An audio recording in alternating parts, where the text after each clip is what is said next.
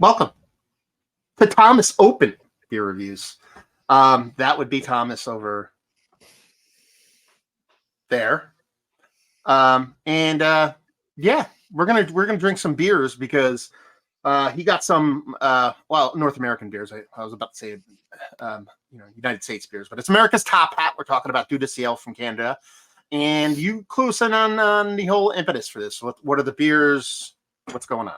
So basically, what we have is, I think it is definitely one of their classics, is their Péché Mortel. I think I said that right, Péché Mortel. It's a coffee stout coming in at, I'm trying to get the zoom to properly work. There we go. Coming in at 9.5% ABV, which I really love. I love the fact that it's just under 10%. I think that's great. And it's bourbon barrel aged little cousin.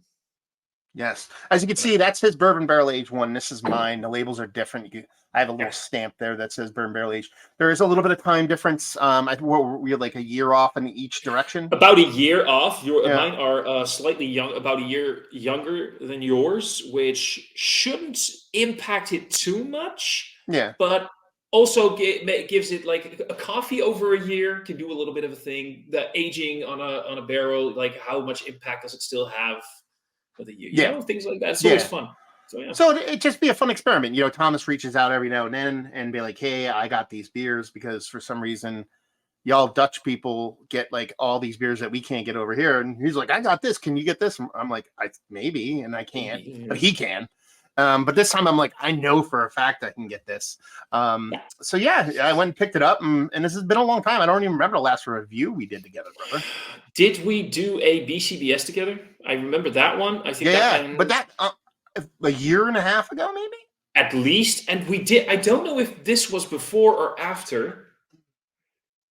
Did we do a beer with one of those little Russian dolls on it? What was it called? Big can, bourbon barrel? Oh, no, we did a brewery beer.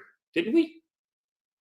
Yeah, we did oh man, Tuesday, something. Tuesdays, yeah. So Tuesday, something that so happens it's Tuesday or something like that. I don't something know. Like that. Yeah. That's the last one we did. That's the last one. Yeah, we were a little bit disappointed. I mean, we've been on. Yeah, it wasn't bad. We've been on a couple of hangs, just haven't really done a beer review. So I'm looking forward to it, man. Busy lives, man. Busy lives. So yeah. So how do you want to do this? Pour both. Yeah, pour them both at the same time. Do you know what Péché Mortel means? I do, in fact, not know what it means. It translates to English, mortal sin. Just mortal sin. Playing along at home. Yeah. Well, let's do this. I'm going to read. Let's read some info. Yeah. I read some info, and then you tell me if anything's different on yours. I'm going to go with the base first. 9.5% Péché Mortel, Imperial Stout brewed with coffee. On the back here, it says, on mine, it says rich roasted malt with a vibrant coffee flavor. After a dry and bitter finish, this beer leaves a lasting impression. For those keeping score at home, mine is September 16th, 2022. What's yours? March 15th, 2023. So mine is nearly let's say about several months, not a whole, something like 10 months. And for the bourbon barrel aged version, Imperial Stout brewed with coffee, bourbon barrel aged 9.5% again. On the back of this, for me, says, can you read French or no? Amalgame d'arômes de café, de vanille et de bois complet. No, I can't. Okay. And then it says aged for several months in oak barrels that previously contained bourbon. So keep that in mind. It's not a wet bourbon barrel. Aromas of coffee, roasted malt, vanilla, and oak. And mine is a August 12th of 2021. Actually, you know what? That's interesting because mine is slightly different. It says aromas of coffee, vanilla, and oak underlined by archetypical bourbon flavors. And mine is a 20th of December 2022. So this one is just over a year. Okay. There you go. Now we know. Yeah. So I have one question. Sure. I know that the standard, 12 ounce or 355 milliliters is the thing usually for the United States, and I thought for North America. The Dutch, Europe often has 11.2 ounces or 333 milliliters. Why is this 11.5. 304? Why is this 341 milliliters? Why is this? Because Canadians are weird, dude. That's all. Okay, That's no, it. I thought that And maybe that was. they're not even Canadians. They're French Canadians, so they're even weirder. Oh, that's the thing. It's the French part that does it. Yeah, Trust yeah, me. yeah. I'm European. The French. I mean, you've had these beers before, right? Very much. I've had a very long and storied history with Dieu du Ciel. They've been one of my favorite breweries for a very, very long time, and this has been one of my favorite beers from them. So yeah. It's. I was when you mentioned this, I was like, not only did I know I could get these, I was looking forward to it. I enjoy the beer so much. That. Well, I've had, interestingly enough, basically maybe shy a couple of days. It's been 5 years since I last had the normal Péché Mortel, which we see Dieu du Ciel. It's not like a regular drop here, but it's not like very abnormal. We do get it more often, but it's not like something we get very regularly compared to you guys. Yeah, and honestly, for me, it's probably a little bit skewed for than most people because I say that because the way beer works in the United States is that each state has their what's called distribution rights. So they sign a contract with a brewery that brings this beer to the state, and they're the only ones that can do that. So so this is, for example, on the back of my bottles, this actually tells you it's imported by a company out of Waterbury, Connecticut. That's what my bottle says. And then they sell it to this other place in Pennsylvania. That is the only place in Pennsylvania to distribute. In Pennsylvania, that place is 35 minutes away from me. It just so happens, and they have a retail facing front to their distribution business. Yeah. So the place that owns the rights to this beer is like a half an hour away from my house. So that's why I knew I could get it. That makes it slightly more easier to get. So I'm checking this one. It says imported in Europe by DBI Beer. Never heard of them. What about in the other one? Does it say anything? Same thing? DBI Beer, both. Okay. Yeah. So there you go. I think one thing that basically we have in common is that it had a little bit of a head dissipating. Twinsies on the glass. We didn't plan this. We got the same glasses. What the fuck? Twinsies. Holy, this is so awesome. We it's like we finish each other's sentences. That was just a delay in the I knew I knew you were trying what you're trying to do there. You're just old and slow. But other than that, it's like it poured very dark brown, but basically like pitch black in the glass. Yeah, and it's honestly, if I were to mix these up, I couldn't tell you the difference between either of them. They look exactly the same to me. Yeah. Even give them a whirl. It's nice. The head comes back really nice when you give it a nice whirl. It kind of puffs back up for me. Same. Yeah. It definitely looks the part of a high ABV stout. It's not like what I'd call Florida thick, which is thick with like 5 C's. But it definitely has this nice kind of rich, dense to it. Like you said, it's more of a dark brown with some mahogany than a black. If I hold it up into like these amazing new lights that I have, by the way, it doesn't really do anything. It's not like it suddenly gets opaque or anything. It's still pretty dense and. But around the edges, you can get a little bit of color. Yeah. If I wanted to describe the way it poured and the way it swirls in the glass, I would say luscious, luxurious. Not like thick, but you know what I mean. Yeah, I know exactly what you mean. It just like not silky, but just smooth. Yeah. Silky smooth, like a Zoolander. Silky smooth. Let's get into the nose of like this is my normal one, my base one. Yeah, my base is on my right hand. Yeah. Let's see what mine as well. Still twinsies. Okay. Let's see what that does on the nose. Okay, because I'm like really curious. It's been like 5 years. Coffee? As my buddy Remy, Beer Geek Holland, would say, koffie mensen. My Dutch viewers will know exactly what that means, but then that's like. It very much comes off like coffee to me, but there's a little bit more to it. I'm curious to see what you think. It's very earthy. I find it very earthy. I find it like sort of almost like that. If you have like the coarse grind of like a fresh coffee beans. Well, fresh coffee beans, like that coarse grind. It has not. I don't know if how you are with your coffees, but in the terms of smell, there's a big difference between a very fine grind and a coarse grind. You know what I mean? You can Hmm. smell the difference. And I get this coarse ground coffee. I get that earthy aroma. It has a slight, and I don't mean the green pepper thing, but sort of like a peppery note to it, like a black pepper tingle in the nose, and like a definite sort of like a berry, dark berry component to it for me. Yeah, coffee wise for me, if I'm gonna go anywhere with it, and I'm not a coffee aficionado for by any Mhm. stretch of the imagination, comes off like it's not like regular coffee. It's not super dark roast. It's kind of floating somewhere in between those worlds. Mhm. But what I get from this is like not black coffee. It almost smells like a touch of cream, a touch of Mhm. sugar kind of coffee, like a mixed, not a, I Yeah. drink coffee with cream and sugar. I don't like black coffee. Not that I can't drink it, but if it's really good coffee, I can drink it. But there's almost like a little bit of confectionery to it. Not that there's lactose or anything like that in this beer, No, but I checked that. Yeah, because does say for me that it does have some sugar added to it. oh, okay. So there might be. I doubt it's. I doubt. Here, let me see what mine says. Water, malted barley, sugar. You're right. Sugar, coffee, Mhm. hops and yeast.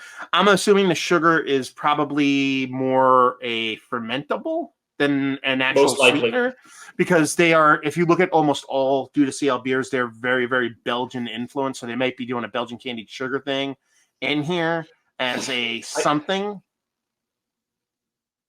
I could see because that I'm, sort of like that Belgian candied sugar, the kandijsuiker, the sort of darker brown stuff. I can sort of see that. It doesn't smell like normal, like let's just say the white refined sugar stuff that's basically not sugar, because there's a big difference between the white refined sugar that you just get sweetness from, yeah, or yeah, actual yeah. sugar like the darker cane sugars and everything that actually has flavor.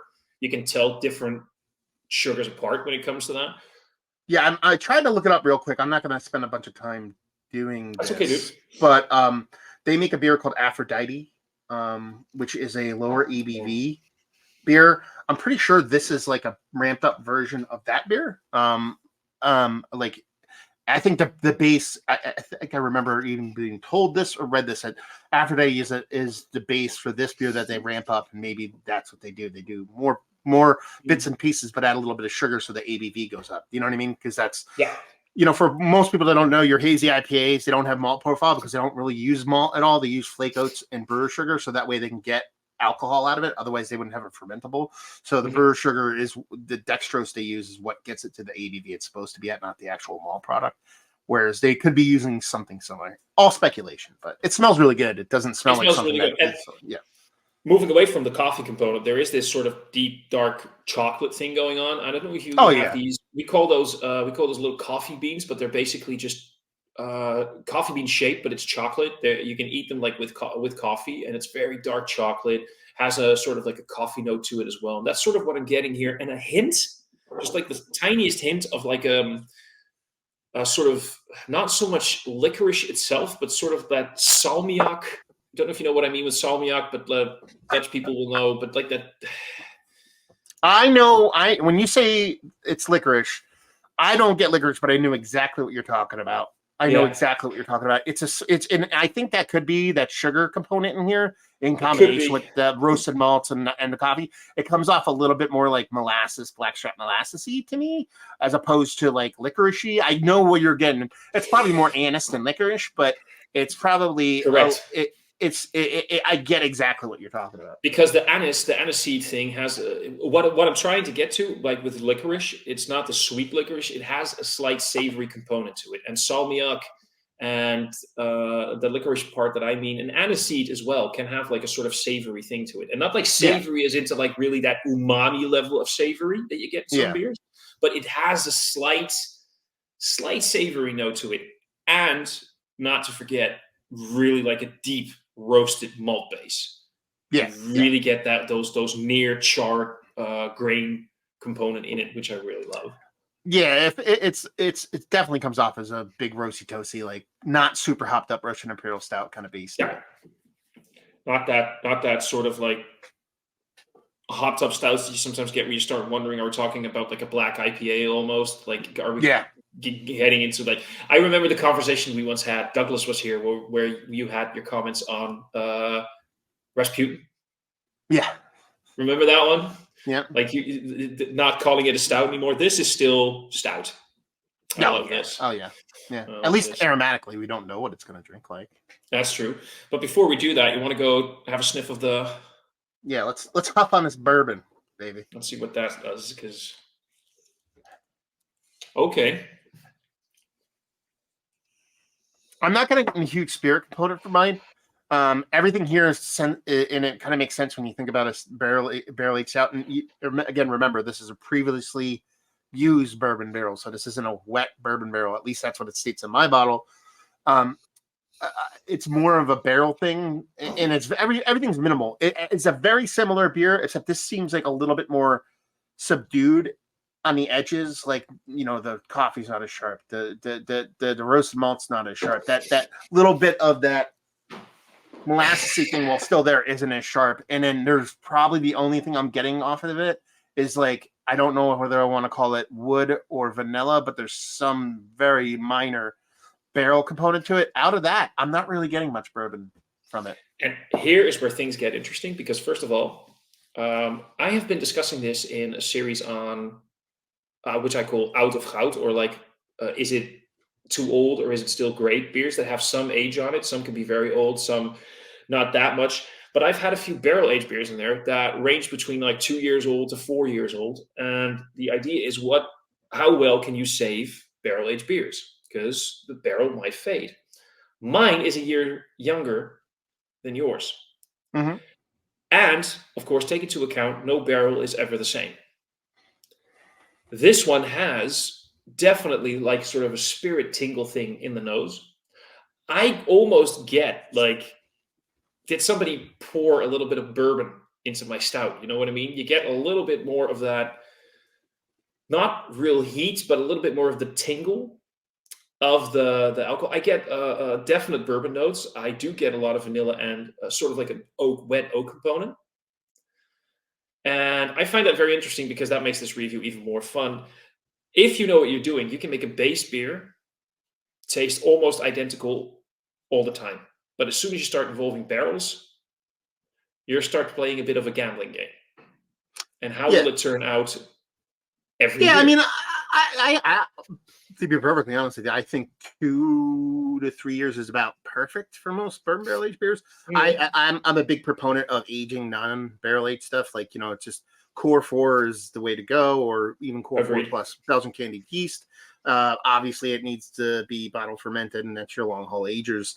A lot of people just assume bourbon barrel aged beers are great for aging. It's not that they can't age well, but there's the more moving parts you have, the more that can go wrong. That's basically how it works with anything. Very much. So very you know much. what I mean? So cars, when they broke down back in the day, there's 4 things you could fix. I mean, you fix it and then you move on. Nowadays, there's a billion things. So that's why you can't fix your own cars for the most part. You know what I mean? And Agreed. same Oh, thing yeah. goes for barrel aged beers. You know what I mean? Like the more moving parts going on. But this isn't negative in any stretch, but it's a bit more tempered now. Like you said, a year plus, because this one is the one that's a year plus, right? The one that's a little bit older. It could be the age that's causing that, but it smells really nice. It just smells very close to this. There's not a big, huge jump for me from the base to the barrel aged version. And for me, yeah, big difference. I still get the beer, but I do get a lot of bourbon on this one. So that's always fun. There is even sort of like an extra sweetness to it. There's a definite extra sweetness to it, which you get from, bourbon is a sweeter, sweeter booze when it comes to sweeter spirits, sweeter whiskey. And I can't help but wonder if, compared to the one you have, this was a slightly more wet barrel, and I'm not going to say anything, I'm not going to point fingers or make judgments here. A wet barrel doesn't necessarily have to be a wet barrel from when it came from the distillery. Sometimes accidentally, sometimes the bourbon might accidentally find itself back into the barrel right before the beer goes into it, if you know what I'm saying. Now, I'm not saying that this is what happened at Dieu du Ciel, but it is something that some breweries will do. But and the thing to keep in mind, again, like I don't know if I don't remember if yours said it or not, or if it does, but mine says previously contained oak barrels aged for several months in oak barrels that previously contained bourbon Yeah. To me, that's worded in a way that it might have been a used barrel, that like it was barrel bourbon, and then maybe they use it for something else, and then they use it again. That's how I read it. But I could also be just the way that. So in the whiskey industry, we use the term refill and first fill. So if your whiskey, your Scotch whiskey would say first fill bourbon barrels, it means it was the first time single malt went in there after a bourbon. Refill could mean it contains single malts 3 times from the same distillery or a different distillery before it received the whiskey that you are now drinking. So the way you said, the way they phrase it doesn't necessarily mean that yours and mine says nothing about that. It just says aromas of coffee, vanilla, and oak underlined by archetypal bourbon flavors. Again, a little bit. Oh, mine, by the way, also says La Réserve. Does yours say that as well? Well, we just now noticed that. Where does yours say it? In the description? Right here, on the top of the label. This could be just a branding thing because yours is basically just the same base label. Mine doesn't say it. But other than that, it's the exact same beer because it's Péché Mortel on bourbon barrels and the ABVs are the same. So, dude, I don't know about you. We've been talking about these things a lot. I'm really thirsty. Me too. This is my. It's 10 o'clock in the evening for me, and this is my first beer of the day on a Saturday. Go fucking figure. Cheers, brother. Cheers, homie.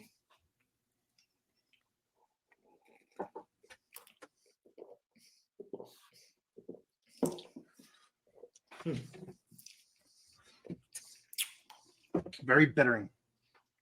Huge bittering component.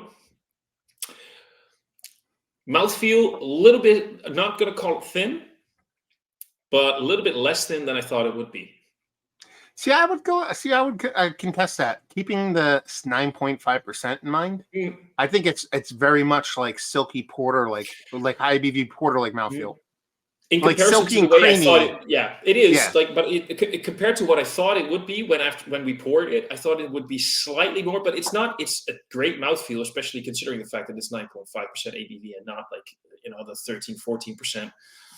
But it's a big bittering component, as you said, and not just from the coffee. No. It's the coffee definitely plays a part here, but there's hops and roasted malt involved too. So exactly, it has this sort of. For me, still, that's sort of like that fresher ground coffee component, which I talked about earlier.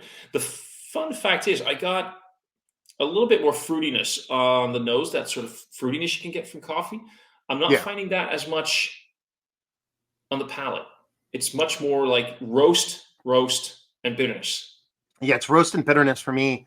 I think there's a decent amount of hops going on here. Mm-hmm. So it is something that has to be a Russian Imperial Stout base, I would imagine. But oddly enough, being a coffee beer, the hops have this like bittering, slightly old school Chinooki, West Coast kind of not resinous, but it has this kind of hoppy thing going on. But there's also this like tea thing, this herbaceous tea like thing going on, which I think is funny because it's a coffee beer. So I know exactly what you're saying. Yeah, so the coffee has this kind of interplay between the hops that just, I don't know, it's cool. I like it. It finishes, it's not sweet by any stretch of imagination. Oh. And because it is so bittering, it's so bittering both from the coffee, the hops and everything, and then it's relatively fully attenuated. There's a little bit of sugar in there. Mm-hmm. It finishes really dry. Like you kind of want to keep taking a sip every 3 seconds. It is bone dry when it comes to that. The sugar component you're talking about helps a little bit with the way I don't drink my coffee with sugar, but I do add a little bit of cream to it. And it's that sort of like slight sweetness that you could get from cream as well that just helps, because I love bitterness, but I like it in any product that I love bitterness in. I like it tempered with something to balance it out a little bit. That's that slight sweet note here. I do still get that slight... what I'd said, that sort of slight savory component that to me resembles that salmiak thing that I mentioned. And after you mentioned the tea thing, who did I once did a review with that we talked about this? That was in IPA, I believe. I don't remember. But it has that herbaceous bitterness that you get from like Earl Grey. when you talk about tea. Okay. Yeah, I remember that conversation. I don't know when that was. What that I would have don't been. know who I had it. Maybe I had it with you. I don't know, but it's like sort of that. When you mentioned that, it clicked. That like that herbaceous, almost like woody bitterness that you can get from certain herbs, like your woody herbs. Um, Long story short, though, I like this. Like, Yeah, no, I no, like it a lot. yeah, and it's one of those weird kind of beers. Not that it's weird, but there's it's always been a beer that I've had fresh and I love it fresh, but it never, the big thing with coffee, a lot of people like, everything goes away, the coffee fades, blah blah blah. It seems like because there is a decent amount of bittering from other components, it helps keep that coffee propped up a little bit, because you might be it confuses your brain a little bit because they all meld together and you're like, oh, the coffee's still really big in this beer, and be like, well, it's probably has faded a little bit, but since you do have that bittering and roastiness coming from both the malt and hops, it kind of makes that coffee still kind of sit up. Which I wanted to ask you, since yours is about a year older than mine, and mine has almost a year on it. Are you getting any of that green bell pepper thing going on that you can get with older Yeah, I mean, coffee stouts? honestly, I'm going to tell you right now, there's a lot of times in my beer reviews where I just don't mention things like that, because I think on almost 96% of coffee stouts with a little bit of time on it, it's going to have this little, and it's not like I'd never call it a green bell pepper thing. I know why people say that. But it's like coffee gets roasted. It starts out as a vegetable product. That's the green you get from it. You know what I mean? So if you've ever chewed on a non-roasted coffee bean, that's kind of what it tastes like. So it's kind of like when people say, "Oh, I'm getting citrus from a hazy." You're always going to get it, even if it's not, even if it's like a hazy, even if it's like super stone fruit or tropical. It doesn't matter. There's orange in that. There's got to be a tangerine orange component in there. Absolutely. Yes, I agree with you, is what I'm saying, in a very long-winded way. Yeah, but that's what you and I do. We always have like this is something that I hear a lot of times when people ask me a question. They just look at me after like 30 minutes of 30 seconds of talking, and they just look at me and say, "You could have said yes." Yeah.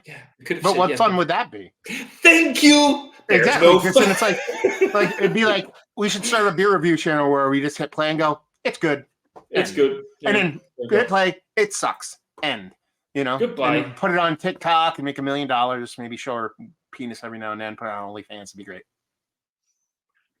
Well, I mean, I've taken my shirt off on YouTube before, so it would only be a small step for me to go. I'm pretty sure I've been half naked on YouTube, so yeah. It's always fun. Let's get to the bourbon version of this, because I'm curious what the differences are going to be between yours and mine. So again, cheers, buddy. Cheers.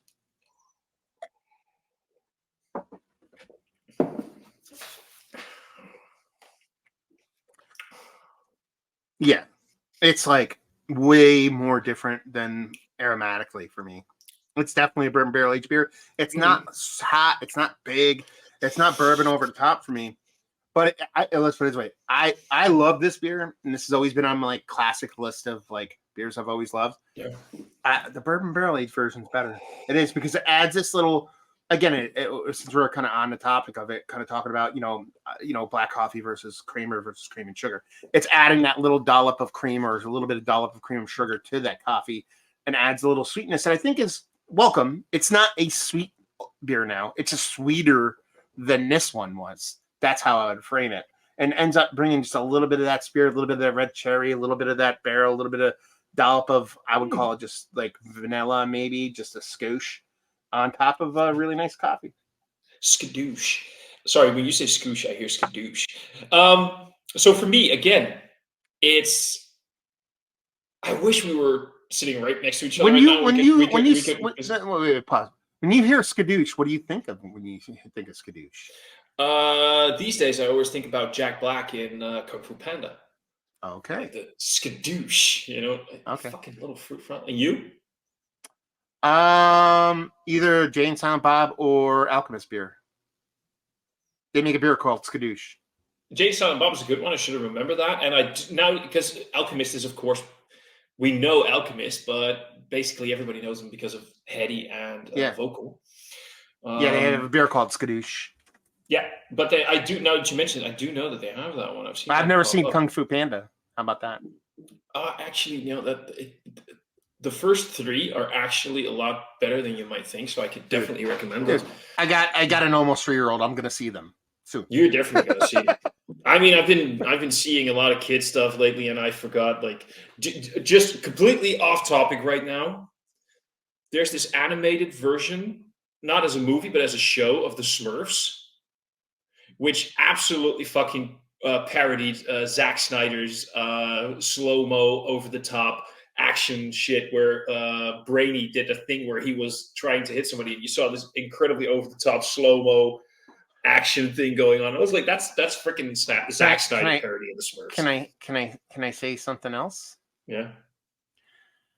DC is such hot garbage, I won't watch any of it. So I don't know what you're talking about.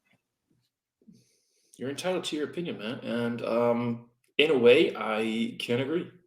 Because I can't do it. I've tried. And I'm like, this is like such GoBots, Walmart, like knockoff Kmart bullshit. The Flash was actually sort of not as bad as everybody said. The Flash TV show was good. The Flash didn't. Oh no, well, yes, but in the last 2 or 3 seasons, that went downhill. No, the first. I only watched the first season or 2. Yeah. The first 3 seasons were legit great. 4 was a bit weird. 5 was better again, and after that, it just went downhill. But in any case, what I wanted to say was, if we much like a bourbon barrel aged beer.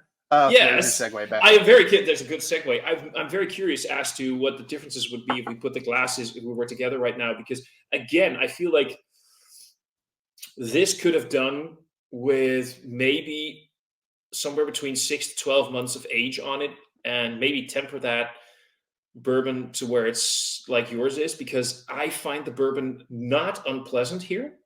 I actually really enjoy it, but it's a bit on the nose. It's a bit not heavy-handed, but really feels like it was this beer, like the base, with a splash of bourbon added to it, which can be a very fun thing to do. Add a little bit of bourbon to some, but it's a bit too overpowering right now, and I think that's why I might like the base. Well, I mean, let's have this conversation. Mm-hmm. And what's your bare minimum? Like, if a brewery is going to bourbon barrel age something, do you have a bare minimum in your mind you want it to be in a barrel? Like, bare minimum. I'm not saying like idealistic amount of time. I'm saying this is it's always so difficult because it so much depends on the barrel. How old is it? How old is the whiskey that was in it before it was taken out? Like, has it been in there for 4 years? A fresh, not dried out bourbon barrel. You know what I mean? Like, not gushing wet. It doesn't have like a gallon of bourbon left in it. It's just wet, like the typical barrel. Like how, okay. And assuming that it was a beer like this, like a sort of like a 4-core, no real bullshit, like 9.5% ABV, maybe some coffee added to it, I would say I think 6 to 9 months would be ideal.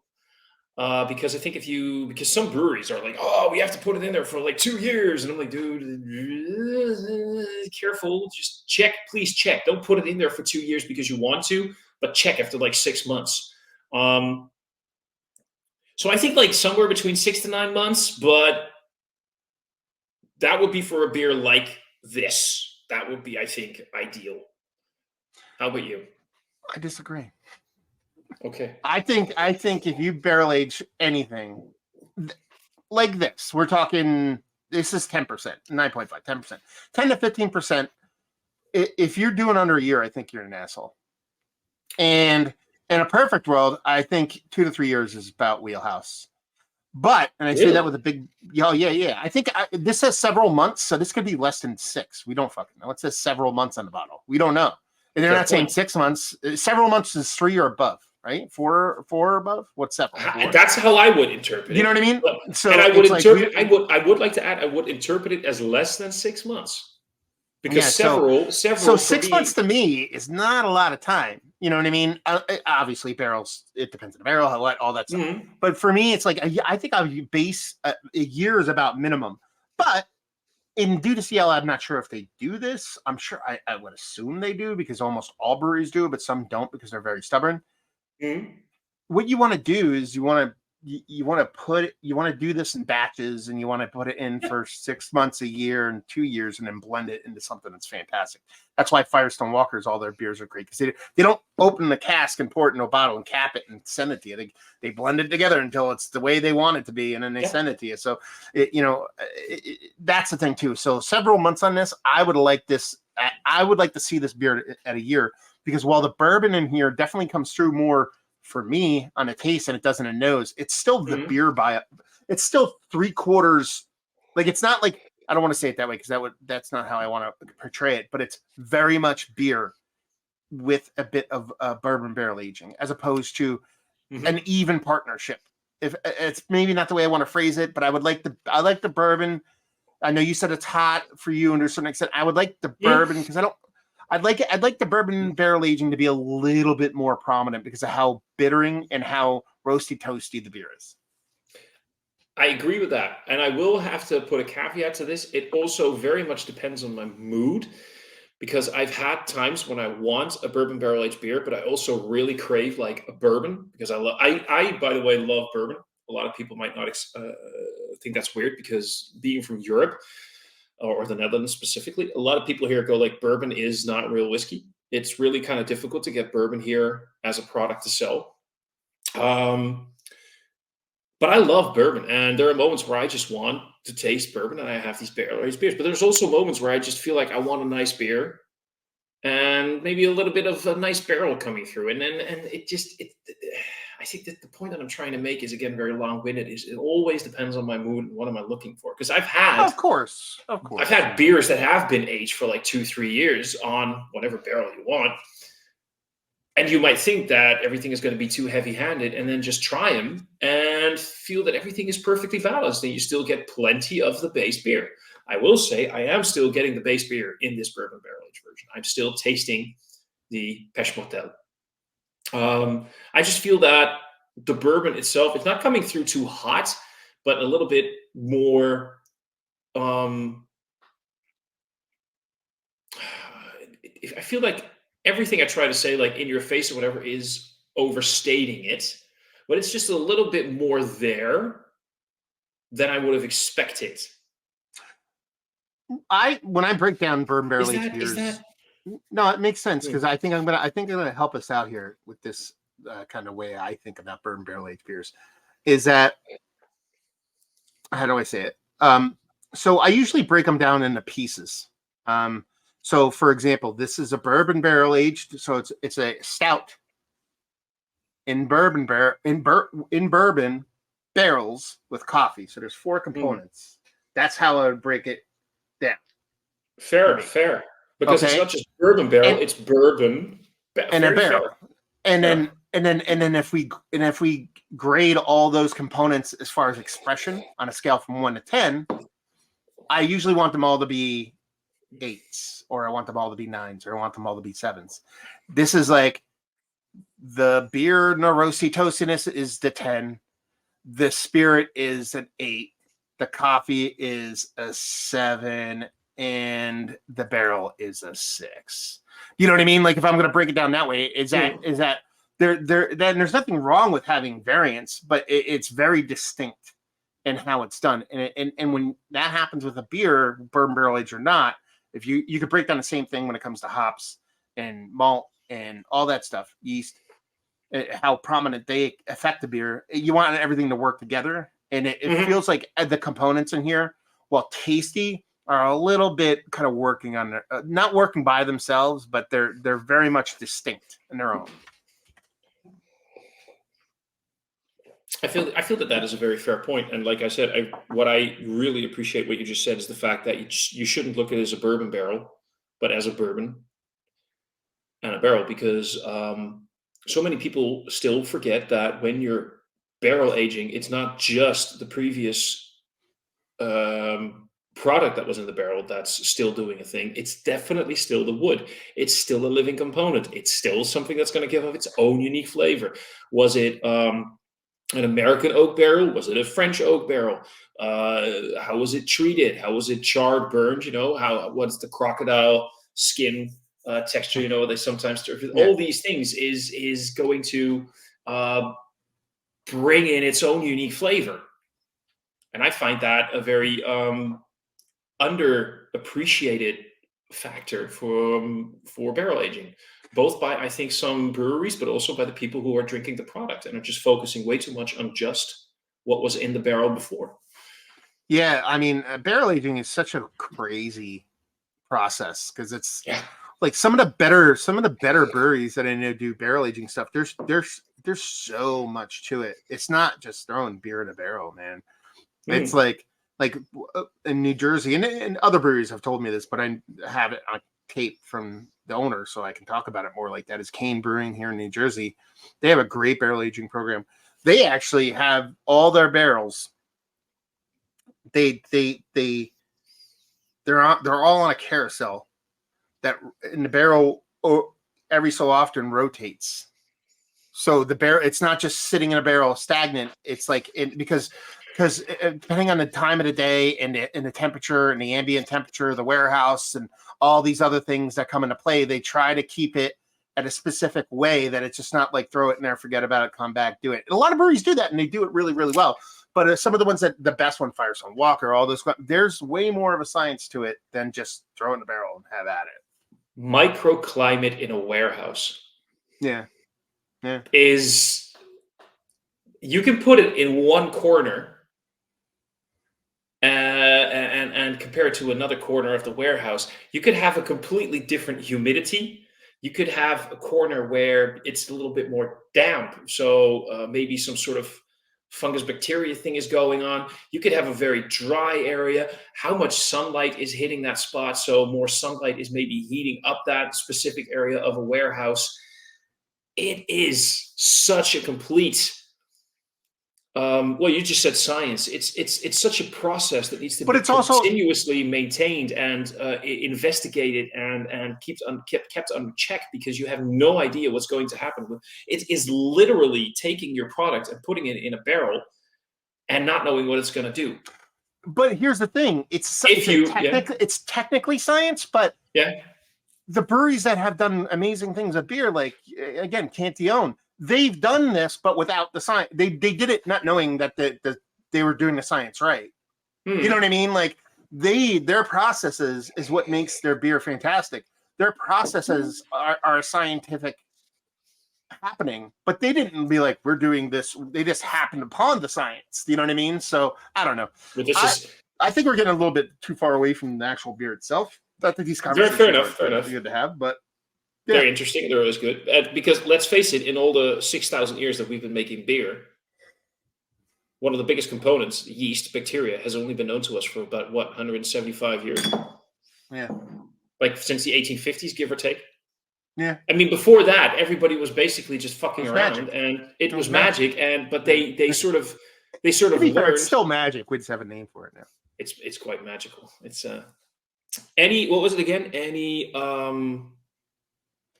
Any technology. Oh, there's this one quote, and it ends in indistinguishable from magic. Arthur C. Clarke said it. No, not Arthur C. Clarke. What was the other one? Anyway, what it comes down to is everything you don't understand can come across as magic. Before we end the review, though, by the way, I'm very curious. How's the snow going right now? Because people don't know this, but it's snowing like crazy here. Let me take a. I don't know if the video is going to do it proper. Yeah, people might. While you're filming this, people might not know this, but I did happen to know this about your general area. But you're getting some pretty heavy snowfall tonight. Yeah, I mean, I doubt we're going to get a foot, but we're getting more than a half foot of snow now. For all your Dutch people, that would be I don't know how many centimeters. But yeah, we're going to get about this much snow. Which is for most Dutch people these days quite a lot, because we haven't really got that much snow. You get that rarely these days. Yeah, let's see how's it going out there. I don't know how bad it is. Oh, that's gorgeous, man. That's beautiful. Oh, I'll put you in solo layout for a second so people can properly see. Let me give you two. Hang on a little bit. You're in solo layout right now. So first of all, I just want people to understand that Matt just lives in like heaven when it comes to his countryside and his farm and whatever. But yeah, that's beautiful, man. This has been going on since about 2 hours ago, and it's not supposed to stop until Sunday morning. So that'll give you an idea. It's supposed to be like this and heavier for the next 12 hours. Your kid is going to be so happy tomorrow morning. Oh yeah, it's going to be the first. I think it's going to be the first time he's got to play and still proper. Like this last year he played, but he was so young that he just didn't really process it. So I think like let's put it this way. I haven't watched the video yet because my wife sent it to me while we're recording here. But I think he's already excited because this is the snapshot of the video that she sent me. I can tell. Hold on. I'll put you in. I'll put your solo layout for him. Yeah, he's just pointing out at the snow. So my kid's very excited about what's going on out there. So that's awesome. Yeah. That's so cool. Look at him being happy. It's got a great laugh, man. Look at him being happy. Fun fact, by the way, we talked about this right before we started. I don't know exactly at what time, and I'm not sure what's going to happen because there's obviously. But my youngest nephew, my sister's youngest kid, he's by the way like almost 30. Might get stuck about 45 minutes from you. Yeah. Tonight. Like I said, stuck at an airport because his flight might. What do you know? If he's going, do you know he's going where he's going? Like, is he going to actual JFK or is he going to Newark? I have no idea. All I heard was New York. All I heard was he had to. It's probably JFK. If he's going to JFK, he should be fine. And if it's really bad, they'll divert him to Philly. And if they divert him to Philly, it's just raining. Like if I drive half an hour north of me, we're getting twice as much snow. If I drive a half an hour south, it's all right. That's how crazy it is where I live. So. And that's what I just love about this sort of almost 6 degrees of separation bullshit is that here am I from the Netherlands, here's you in the United States, and there's this fun happenstance that my uncle Sayer is going to be like really close right down the street. Tell him. I think that's fucking funny. Tell him to take the train to my house. He can spend the night. Hey, I'll tell him. I mean, there might be 2 people. I think his girlfriend. I have enough beer. He'll if I see a review pop up tomorrow on YouTube of you and my nephew doing a beer review, I'm gonna freak out. Great, man. Dude. Wait. We digressed a lot on the subject, but I will say that this entire review will probably be about 40 minutes long. Yeah, we're at 50 minutes now with the jibber jabber beforehand. Yeah, but which one do you like better? So I don't know. The moment that I said that I think I like this one better until now, I've been sipping on both of them more and more. I think I'm going to have to agree with you that even though I think this is... What's that one meme again? It's from Top Gear, the British show. Remember with the cars? He's always like, this is brilliant and fantastic and amazing, but I like this. I think I like the bourbon.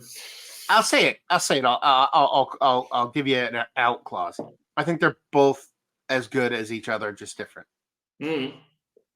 And really depending on what you're looking for. And if you do want something with a little bit more sweetness, but still all the things that the base beer has, definitely go for the bourbon variant. But if you really want something where the roasty, toasty bitterness, the coffee bitterness, the hop bitterness, and everything shines, go for the base stout.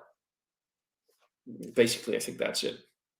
But both are absolutely fucking amazing. Hold on, I gotta text my wife.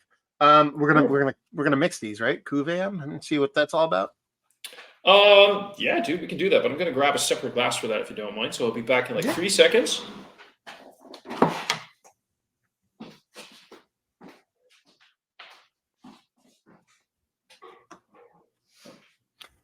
Yeah, so there you go. That's pretty fun. I love this beer. And I didn't put my little thingies on them. And I'm back. Because I like the idea. I like the idea of being able to drink them separately still, but I still have some left in the bottle, so I can cuvee. Yeah, I got a decent amount left in the bottle. Same. And I still want to enjoy both of them separately, but I am going to cuvee. And for those of you, what are you doing? I'm looking for my bottle stoppers. Oh, yeah, I get that. Here's the one thing I always forgot about until this second.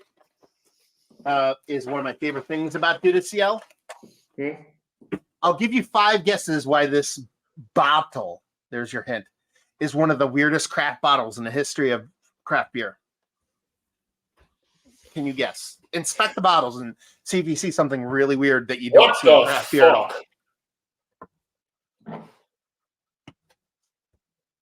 What the fuck? Yep. You know, I was looking. They're twist offs. During the review, I was looking at them in my corner of my eye, and I was like, "Oh, is this like slightly damaged or something?" And no, they're twisties. You don't need a bottle opener. You can twist them off with your hands. But I used the bottle opener. When's the last time you saw a twist off on a craft beer? Not just craft beer, but a really good one. Wait, like, guys, you guys need to see this. Can you wait? I need to put my. I hope people can. Yeah, they can see you. Yeah, it's a fucking twisties on a fucking. It's been that way since I found them several years ago. They've always had twist offs. I don't know if it's. I don't know. It's not a Canadian thing because I get Canadian beer that aren't twisties, so I don't know why they do it. You can ask some of the Canadian beer heroes that you know, like what do they got? You got like Redbeard. There's Maxwell Star. Maxwell. And then there's Lee. And then Lee, of course, yes. Albino Rhino. And then there's... he's Canadian? Yeah. I didn't know that. Yeah, he's the reason a lot of us kind of met each other and stuff. He used to do... So Chad from Albino Rhino Beer Review, he used to live in Niagara, between Niagara and Toronto. And he's the one who used to host all the online hangs. And that's where I started hanging online for the first time. And then ended up going up, and he used to have a festival down about around a beer festival, and that's where all of us met. You know what I mean? So yeah. But there's a bunch of them. There's a bunch of Canadian dudes off the 10th, and there's Bylog, and then there's Ewart, and there's a ton of Canadian dudes that are pretty cool. Yeah, fun. Let's see what this Cuvée does.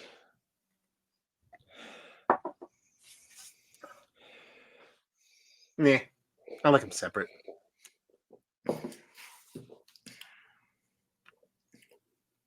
Yeah, I poured about equal measures, and the bourbon gets really lost.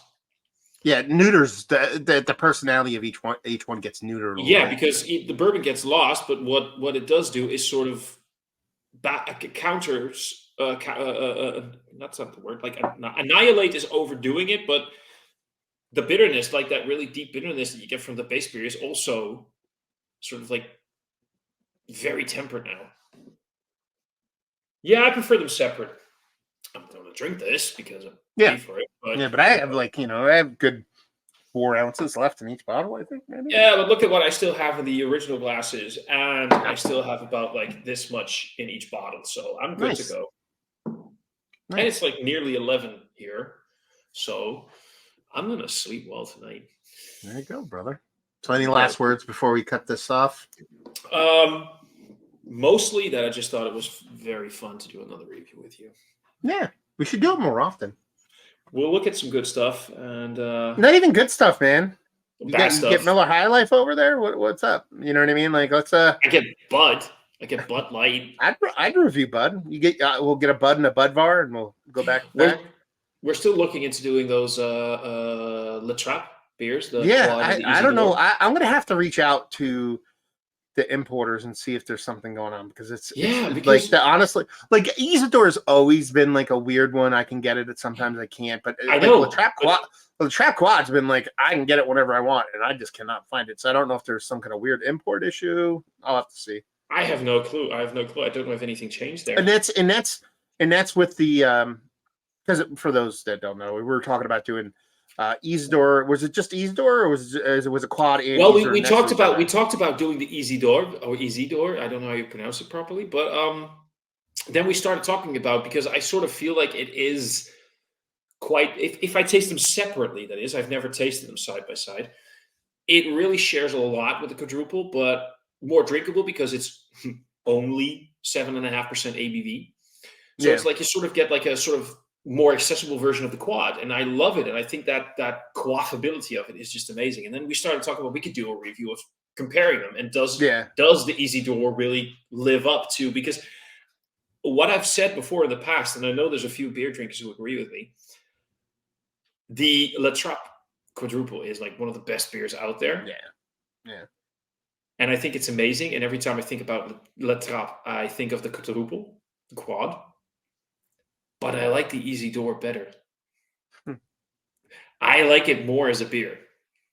And I really love to pick your brain on it because I know that for We'll you. do it. I'll definitely find it because I know a place that has it. It's an hour and a half away, and I just haven't got up there. Exactly.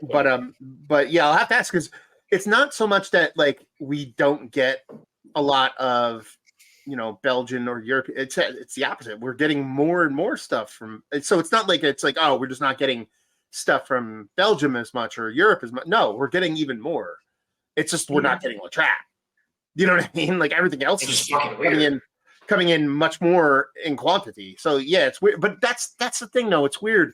Like there was actually, I mean, this is dating myself, but like in the United States, I don't know if this is everywhere in the globe. I can only speak to the United States, but around the turn of the century,